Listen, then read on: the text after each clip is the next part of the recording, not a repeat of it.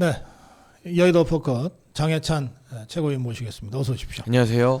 우리 저 장해찬 최고위원은 3년 전에 윤석열 대통령 선거 때 가장 먼저 그 윤석열 대통령과 결합해서 대선 전체를 치러봤잖아요. 네. 그렇죠. 네. 대선의 그 다이내믹한 과정을 잘 아실 텐데 네. 지금 이제 중반전으로 막 접어들고 있는 시점인데 어떻습니까? 그러니까 지금 사실 제가 지난주까지만 해도요. 네. 어떤 느낌을 받았냐면 네. 국민의힘의 의원들의 유세 사진이나 현장 사진을 보면 네. 아직까지 당력이 100% 가동되고 있지 않구나. 음. 그러니까 이게 총동원이 안 되고 있구나라는 느낌을 사실 좀 받아서 그런 지적을 많이 했거든요. 네네. 그런데 이번 주 들어서 그리고 특히 어제 서울역 유세 현장을 보니까 아 이제 좀 당의 힘이라는 게 하나로 모이기 시작하는구나. 아하. 그리고 이 각 당협이 어떻게 보면 세포이지 않습니까? 이 세포 하나하나까지 조금씩 가동이 돼서 60%, 70%, 80%, 100%까지 올라오고 있구나라는 느낌을 좀 받았고요. 네. 전반적인 뭐 형세나 판세 이런 것들이 한순간 뜨겁게 확 치고 올라온다기보다는 조금씩 그러니까 하루에 1%씩 지금 올라오는 게 느껴져요. 달궈지는 시간이 필요해. 네. 그리고 이게 김문수 후보의 특징이라면 특징인 것 같은데 네. 정치권이나 여의도 기자들 그리고 국민의힘의 국회의원들이 이런 말을 합니다. 묻며든다. 이게 김문수에게 스며든다라는 뜻의 젊은 사람들이 많이 쓰는 신조어거든요. 아, 묻며든다. 네, 뭐 고성국 박사님을 예로 들면 고며든다 뭐 이렇게 쓸 수 있는 건데 묻며든다라는 말이 많아요. 그러니까 사실은 김문수 후보가 우리가 고용노동부 장관하면서 주목했지만 중앙 정치 무대에서는 좀 떠난 지 오래된 인물이었잖아요. 그러다가 이번에 화려하게 복귀를 하게 된 건데 20대, 30대뿐만이 아니라 40대, 50대도 그렇고 국민의힘에서 이제 한 초선, 재선 정도 되는 사람은 김문수라는 인물을 잘 몰랐어요. 잘 모르죠. 예. 그냥 우리가 이야기로만 전해 들었고 누군지는 아는 정도였지.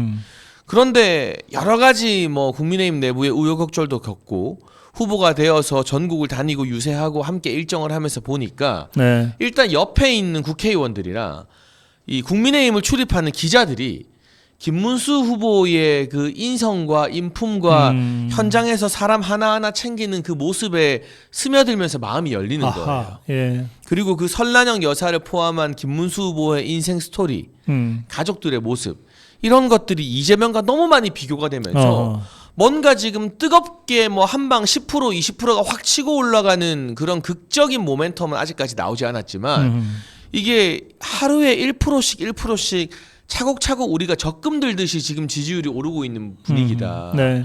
그러니까 오죽하면 김문수 후보 관련해서 가장 대립이 심했던 권성동 원내대표가 어제 페이스북에 보좌관이 쓴 글이 아니라 본인이 직접 쓴 글을 하나 올렸는데 네. 옆에서 보니까 자기가 김문수 후보에게 반했다. 김문수 후보 진짜 대통령 돼야 되는 사람이다라면서 그 보좌관이 쓰는 글은 존댓말로 쓰는데요. 자기가 직접 쓰면 반말로 쓰거든요. 직접 글을 김문수에 대한 찬사 편지를 하나 올렸더라고요. 그래서 묻며든다라는 말이 괜한 말이 아니다. 그래서 지금 분위기가 물이 100도 끓기 전에 조금씩 뜨거워지는 그 단계로 저는 진입한 것 같습니다. 그럼 이제 막 이제 저 라면 그 봉지 까면 되겠네. 이제 넣기만 하면 됩니다. 그렇지. 네. 넣기만 하면 되겠네. 네.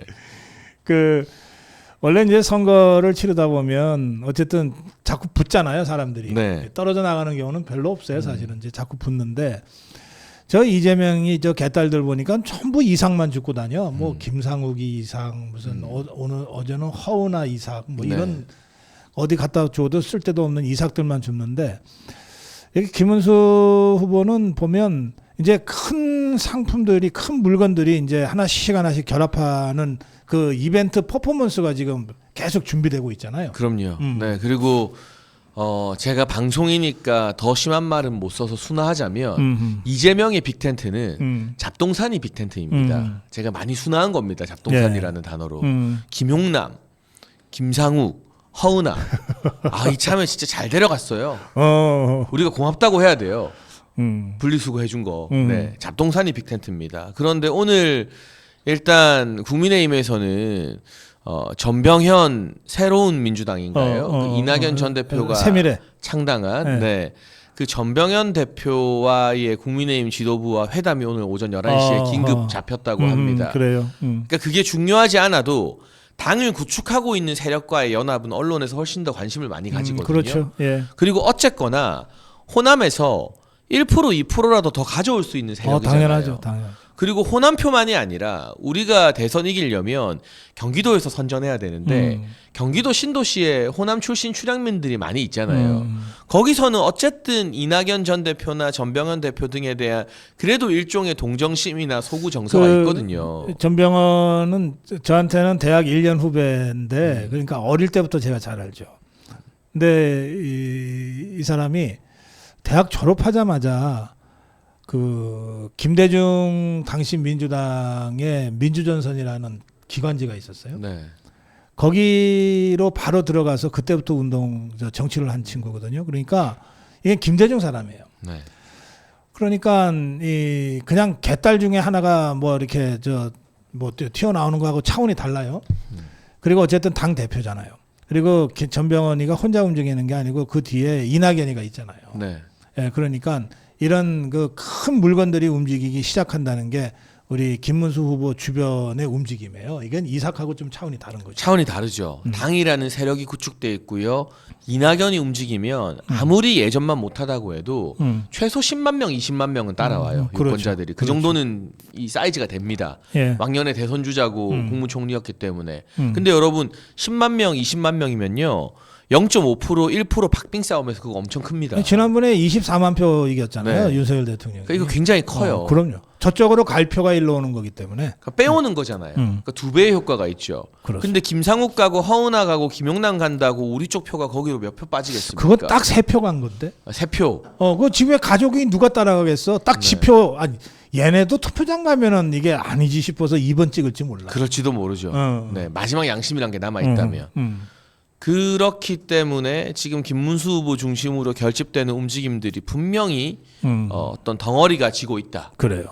그리고 또 한 가지 또 주목해봐야 될 것은 제가 아까 묻며든다는 표현을 계속해서 쓰고 있는데요.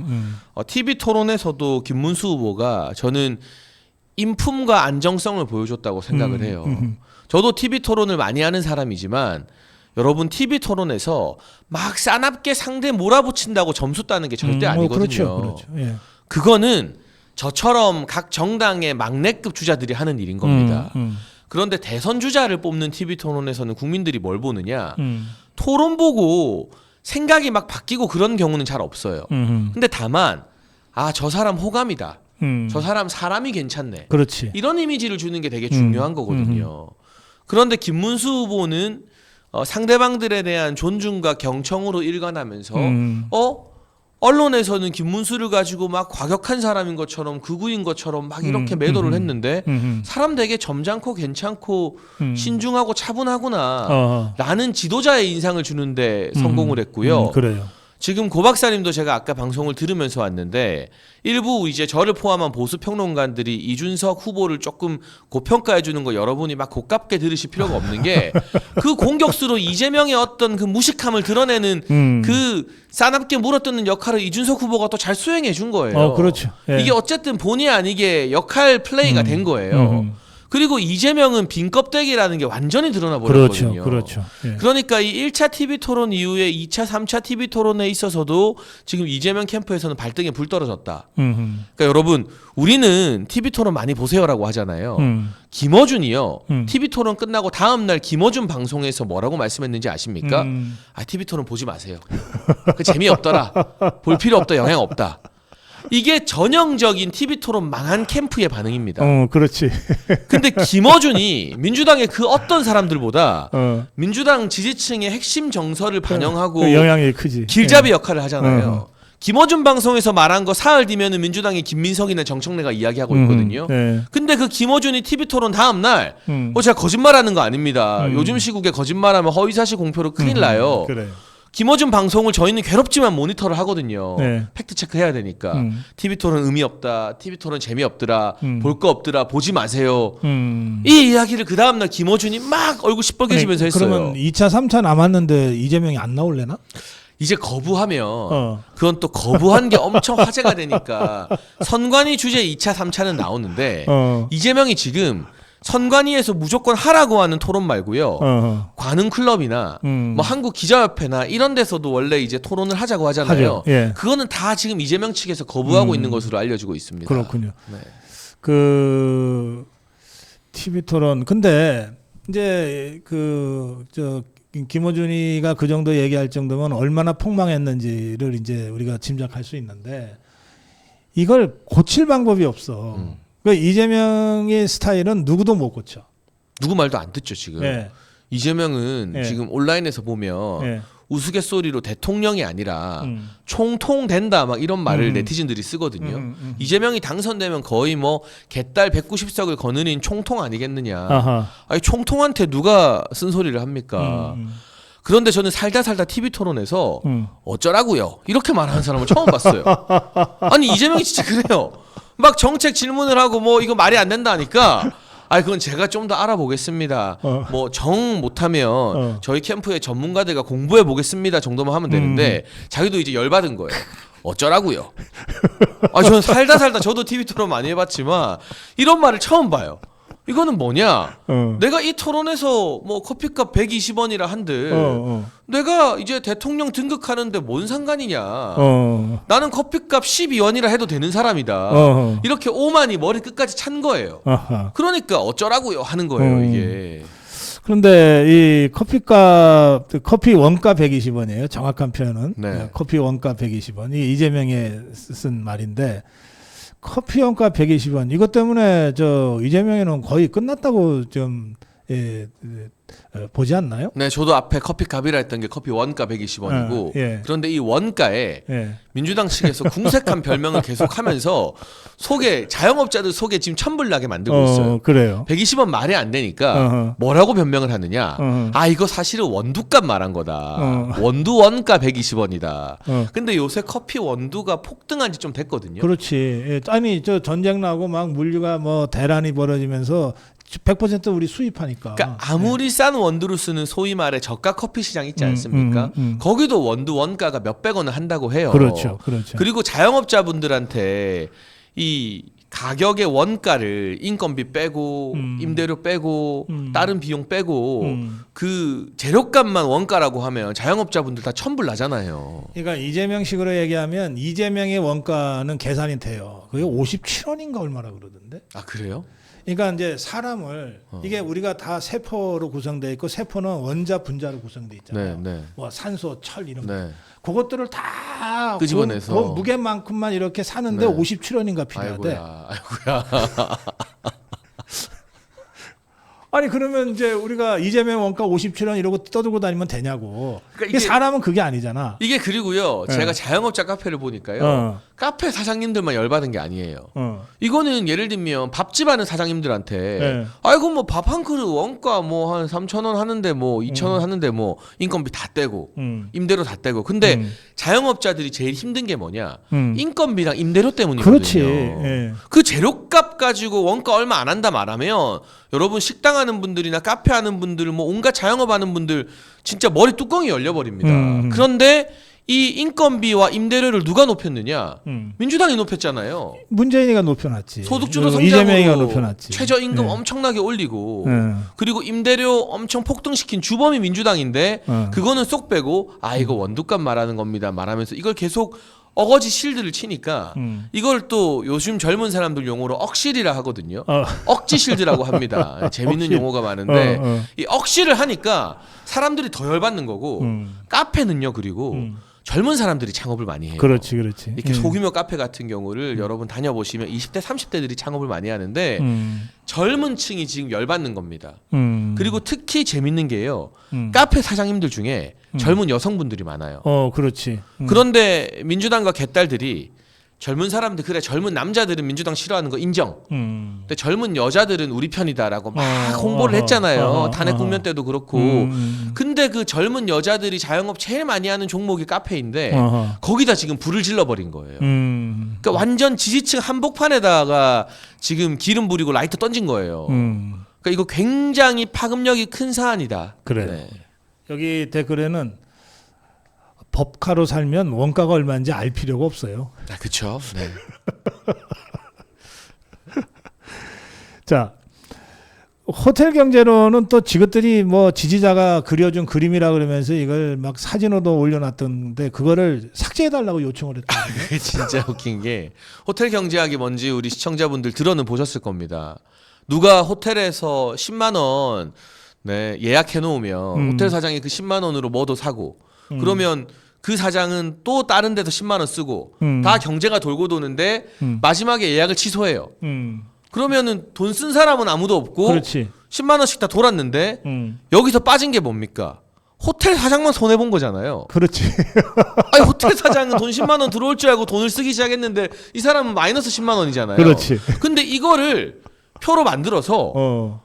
기본소득을 하거나 재난지원금을 주면 이렇게 돈이 돌고 도는 거다라면서 이걸 누가 홍보했느냐? 이재명 본인이 직접 홍보했어요. 그렇지. 그 기록이 다 있습니다. 어. 이재명이 자기 유튜브에 나와서 이거 막 설명도 하고 그랬어요. 그래놓고 이 호텔 경제학으로 욕을 하도 먹으니까 이거는 민주당이 더 만든 게 아니라 지지자들이 만든 홍보물이다라고 거짓말을 치다가 딱 걸리더니 이 호텔 경제학이 지난 TV 토론에서 또 화제가 됐잖아요. 그래요. 민주당의 이 팩트 체크 캠프가 있습니다. 민주당 선대위에서 예. 호텔 경제학 설명하는 카드 뉴스를 만들었다가 기자들 방에 급하게 취소 공지를 올립니다. 선대위에서 이거 올리지 말라 했어요. 여러분 이거 좀 삭제해 주세요. 여기 댓글창이 참 재밌네. 노쇼 경제학이라고 부르죠. 그렇죠. 네. 호텔 경제학이 아니고 노쇼 경제학. 그러니까 노쇼를 많이 하면 경제가 성장한다는 얘기 아니야. 오늘 이재명식으로라면 예. 주변에 고깃집에 우리 오늘 한 30명 갑니다. 100만 원치 주문하겠습니다 했다가 그러면 식당 주인이 30명 100만 원 매출 생길 줄 알고 재료를 막 사잖아요. 그렇지. 예. 고기 판 정육점은 고기 팔았으니까 뭐 우리 아들 운동화 하나 사줘야지 신발 사고 운동화집 사장님은 우리 딸 학원비 내줘야겠다 학원비 내고 근데 노쇼예요. 자 경제는 활성화됐습니다 여러분 박수. 근데 고깃집은 문 닫았어. 고깃집은 피눈물 흘리는 게 여기 빠져 있는 거예요. 이게 이재명이 직접 나와서 설명한 호텔 경제학입니다. 근데 이게 이제 하도 바보 같은 이야기니까 자기들이 아니라 했다가 지지자가 했다고 했다가 이걸 해명하는 카드뉴스 만들었다가 욕먹을 것 같으니까 그거 기자님들 제발 삭제해 주세요라고 공지했다가 아주 난리가 났습니다. 그래요. 여기 진짜가 나타났다. 설난영 여사 아주 돌풍인데 어떻게 보셨어요? 그러니까 저는 김문수 후보에 대해서 저도 사실 잘 몰랐거든요. 근데 시청자분들께 제가 양해를 구하고 싶은 게 저희 세대는 정치인 김문수를 잘 모를 수밖에 없어요. 왜냐하면 이분이 경기도지사로 그 혁혁한 공을 세울 때 저희가 다 학교 다니고 있었고 정치에 큰 관심이 없던 너무 어린 시기였기 때문에 그냥 윤석열 정부의 고용노동부 장관이 저희가 본 거의 최초의 김문수예요. 예. 근데 고노부 장관은 어쨌든 중앙 정치를 막 하는 사람은 아니니까. 근데 저도 사실은 시사평론가, 정치평론가 방송을 10년째 하고 있지만 그 10년 동안 정치인 김문수를 다룰 일은 거의 없었거든요. 그런데 제가 아까 문며든다고 했잖아요. 그런데 이 김문수 후보 한 사람뿐만이 아니라 그 배우자인 설난영 여사 그리고 딸인 동주 씨 이름을 어떻게 아느냐. 김문수 후보가 동주에게라고 쓴 편지가 지금 너무 많이 유명해지고 있으니까. 이 가족들에게도 스며드는 거예요. 그러니까 김문수 후보가 국회의원도 여러 번 하고 경기도지사도 뭐 2번인가 했는데 어떻게 가족들이 다 이렇게 검소하고 청렴하게 살 수가 있는가? 여기 문며든다 하니까 설며든다고 올렸어. 그렇죠. 그렇게 지금 응용을 아주 잘하고 계신 겁니다. 설난영 여사한테 스며든다, 설며든다. 그 설난영 여사가 공식 석상에서 나는 경기도지사 배우자한테 법카로 밥 사 먹은 적 없다. 관용차 한번 탄 적 없다. 여러 말 필요 없고 이재명과 김혜경의 패부를 그냥 찔러버리는 거잖아요. 사납게 말할 필요도 없고. 예. 난 그렇게 안 살았다.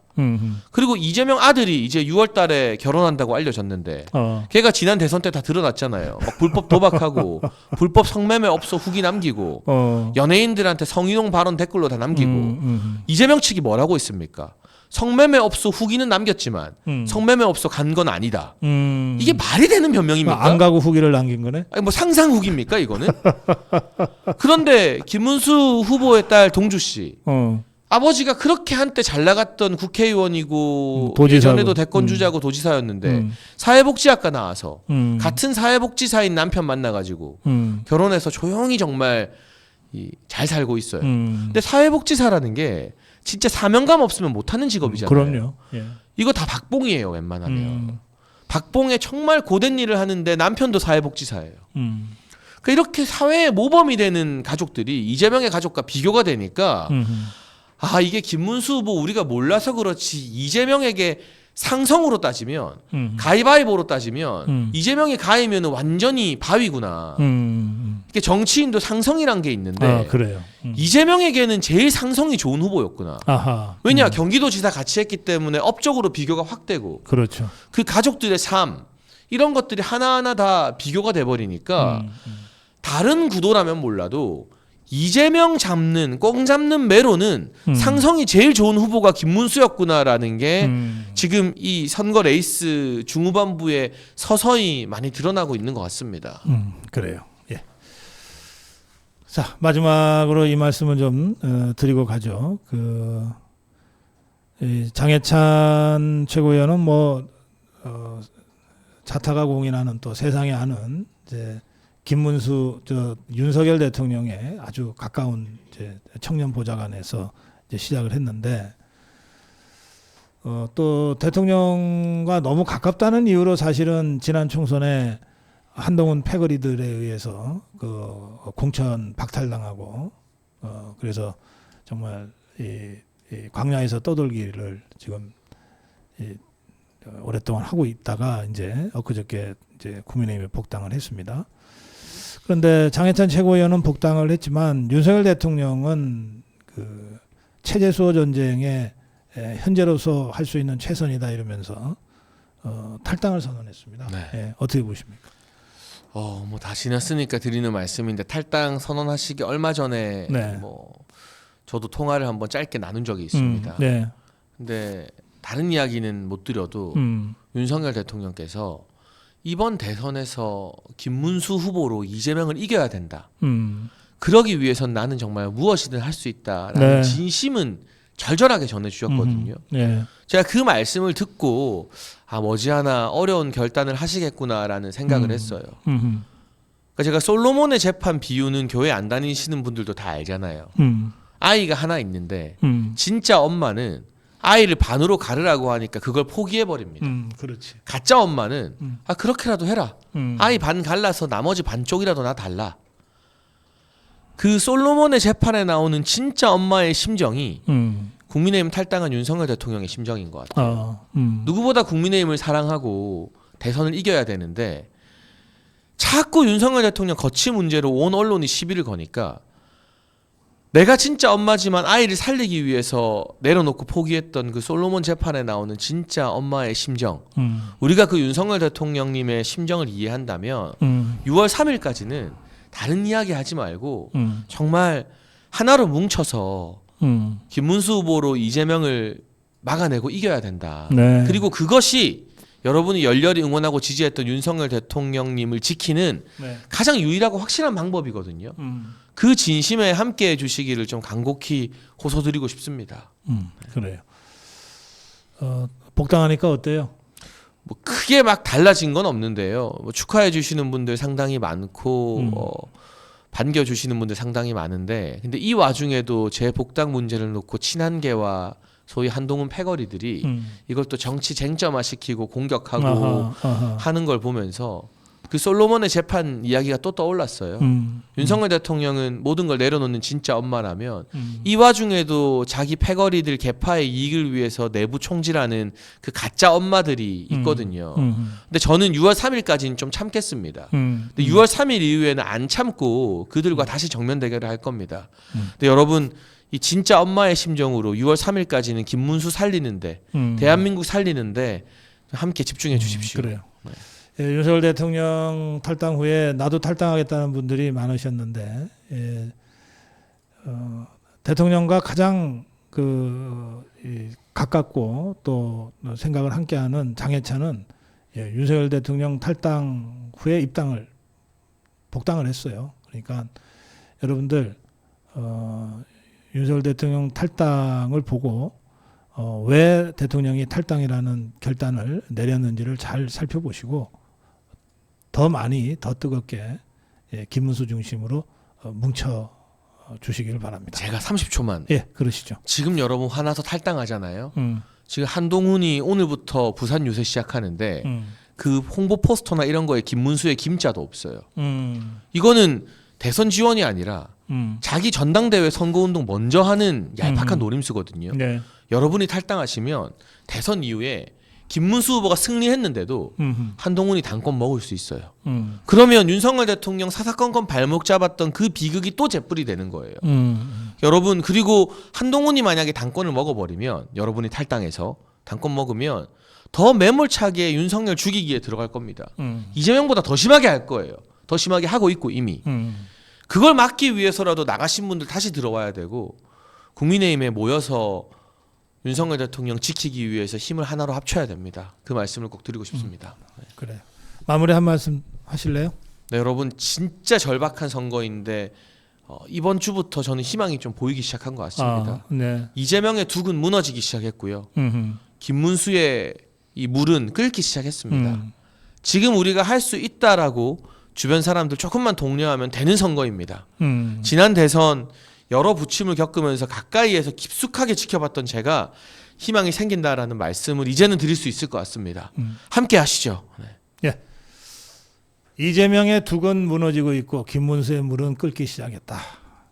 예. 장혜선 최고위원과 함께했습니다. 말씀 잘 들었습니다. 네, 수요.